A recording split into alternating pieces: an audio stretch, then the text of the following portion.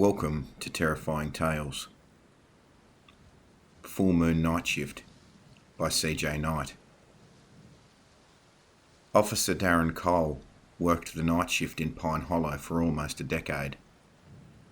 Most shifts were easy street in the sleepy little Appalachian town. Maybe a drunken fight, an occasional burglary, or the odd group of kids causing trouble. That changes during a shift on the full moon. The police radio acts up, transmitting strange static. Sometimes calls don't come through at all.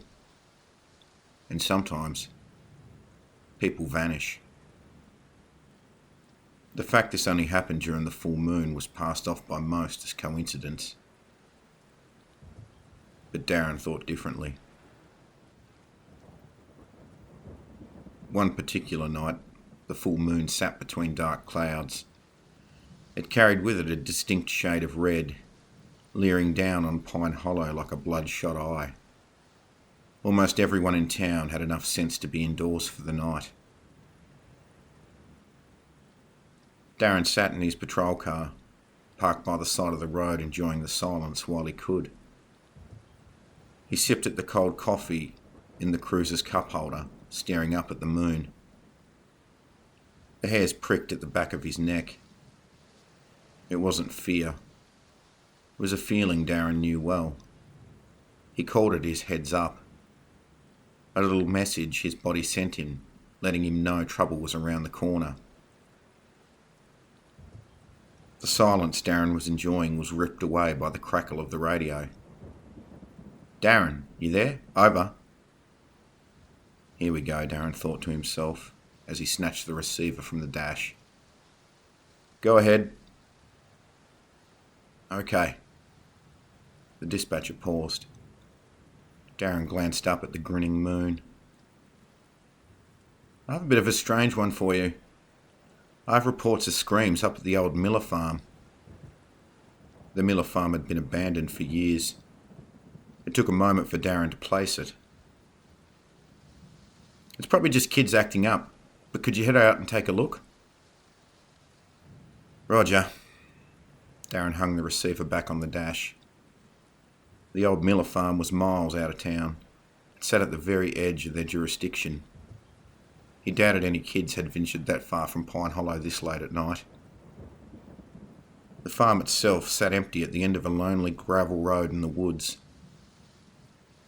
Nothing but a pile of rotten wood, held together by nothing but peeling paint and housing nothing but raccoons. Darren rolled up his window, took a final sip of coffee, and pulled his cruiser away from the curb. As he passed through the empty streets of Pine Hollow, the hairs on the back of his neck shifted again. He reached down and unclipped the holster housing his pistol. The rows of homes gave way to the claustrophobic walls of surrounding woods as the road beneath the patrol car shifted from sealed to gravel. As the road to Miller Farm approached, Darren slowed. It had been quite a while since he'd been out this far. He was worried he was going to miss it. The decision paid off.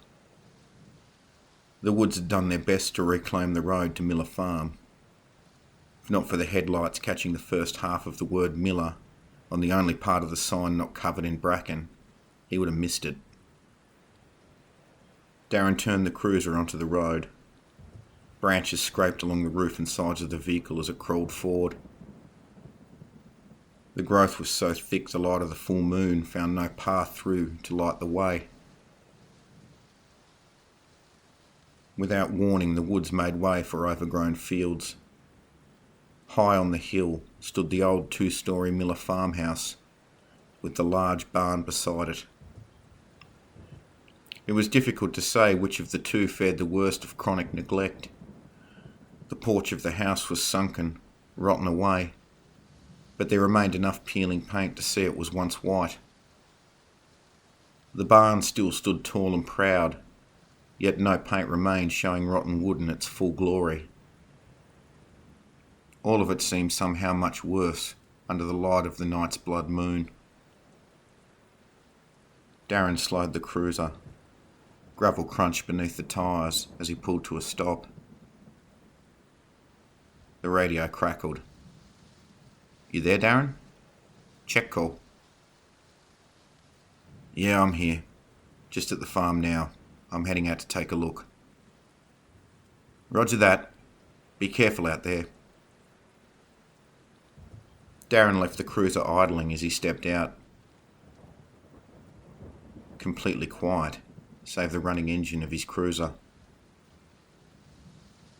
He brought his torch up to his shoulder. The click of the button echoed across the lonely fields. The beam of light cut through the night. Rusted hinges groaned, drawing his attention. The rotten door of the barn hung open. Pretty sure that was closed when I rolled up. Gravel crunched beneath his boots as Darren crept toward the barn. He held the torch level with one hand to keep the beam fixed on the barn door. The other hovered above his holster. As he moved forward, the quiet gnawed at him. Not a breath of wind kissed the branches of the woods or the fields of overgrown grass. There were no sounds of wildlife. It was too quiet. The barn door was open wide enough for Darren to squeeze through. He cleared the opening with the torch beam before forcing himself inside. Part of the roof had fallen away from rot. Moonlight filtered through the opening to the dirt floor. Particles of dust danced through the torch beam as Darren panned around the inside of the barn. Broken boards littered the floor. Darren settled the torchlight over them. The boards were littered with deep gouges. The hair at the back of his neck stood once more.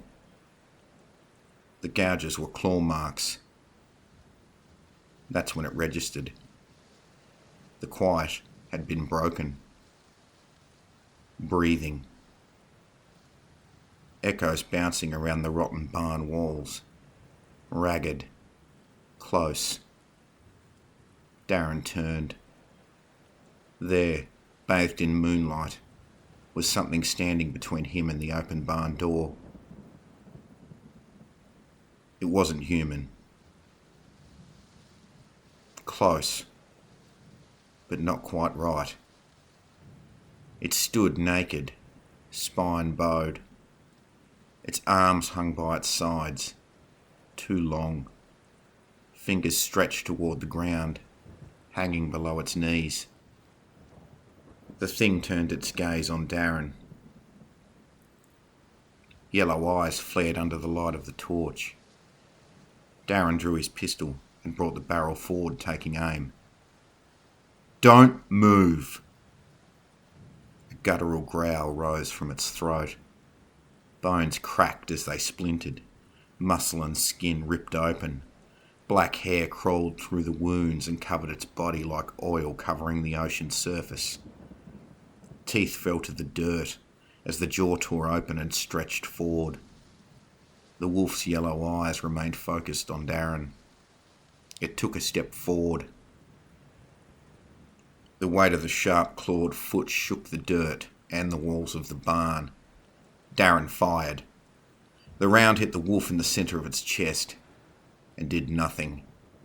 The beast let out a mighty roar. Dust fell in showers from the remaining rafters. The werewolf lunged forward. Darren fired again. Darren woke hours later. Sunlight now filtering through the hole in the barn roof. He was covered in blood. The walls of the barn were torn to shreds around him, as if a tornado swept through while he was out cold. His body ached. His shirt was torn to shreds. Deep gashes ran from his throat to his navel. But somehow, he was alive. It took a while for backup to find Darren. Unlike him, they couldn't find the turn-off to the old Miller Farm road. Darren eventually made a full recovery from his injuries that night, He was considered a medical miracle. The wounds didn't leave a single scar. Darren still works the night shift, but he calls in sick on the nights the moon is full.